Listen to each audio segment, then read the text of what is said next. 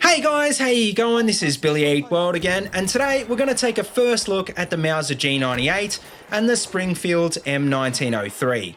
And the reason I thought we'd take a look at these ones today is because, well, everybody loves long-range sniping, and these two guns seem like they're the best long-range weapons in the game at the moment. Not only are they awesome guns in BF1 though, in the real world they're actually pretty awesome as well because they're known for their almost legendary accuracy.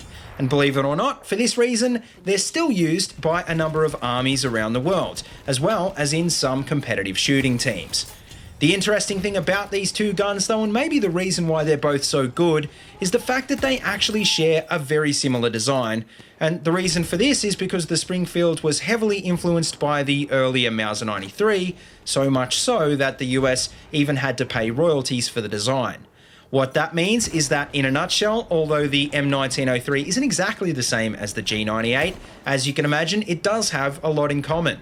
But in saying that, it's also got quite a few differences as well, especially in-game. So the question is, which one is the better long-range rifle? Now, to get started, before we get on to the differences, it's probably a good idea to knock over the similarities first. And so, to begin with, probably the most important thing these rifles have in common is the fact that they both have a magazine capacity of 5 rounds. They also both have the same ADS and hipfire spread, as well as exactly the same recoil pattern. And not just that, they've also got the same spread and recoil decrease, which I should point out is tied for the worst in the category. Where these guns start to differ though is in their damage model, because although they both deal 80 damage, they've got different sweet spots. For example, the G98 starts to kick in at about 50 meters and ends at just over 160 meters, whereas the Springfield's is from about 80 to 190 meters. What that basically means is that the Springfield should have a bit of an edge at long range in theory, because you've got a slightly better chance to get a one-hit kill. But in saying that, that's really only important on long-range maps, and on modes like Rush, for example, you're probably going to prefer the shorter sweet spot of the G98. Now, apart from its sweet spot, the other main advantage of the Springfield is that it can fire at 53 RPM compared to the G98, which can fire at 50 RPM. And although that might not seem like much, you've got to remember that when it comes to slow-firing bolt-action rifles, every fraction of a second counts. As a trade-off though, the G98 has a muzzle velocity of 880 meters per second, which is about 50 meters per second faster than the Springfield. And so what that means is that although you can't fire quite as fast with the G98, you do technically have a better chance of hitting long-range moving targets. The other main benefit of the G98 is the fact that it can reload slightly quicker, in particular when it comes to the first bullet. And that's a big deal if you're someone like me who tends to hit the reload button a lot just to make sure you've always got a full magazine. At the end of the day though, reload speed isn't really that important on a bolt action rifle, so it's probably not as big of a bonus as it would be on a close range gun.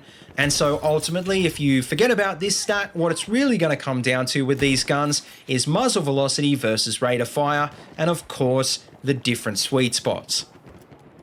Now, to finish up, bearing all of this in mind, if I really had to pick one of these guns that was the absolute best long-range rifle, I'd obviously have to lean towards the Springfield. Because although to start with, I probably was having a little bit less luck with this gun, all I really had to do was adjust to the muzzle velocity, and then it really started to shine.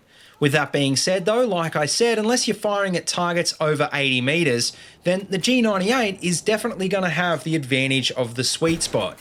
Because at the end of the day, a slightly faster rate of fire doesn't really mean much if you land a hit marker where the other gun would have got a one-hit kill.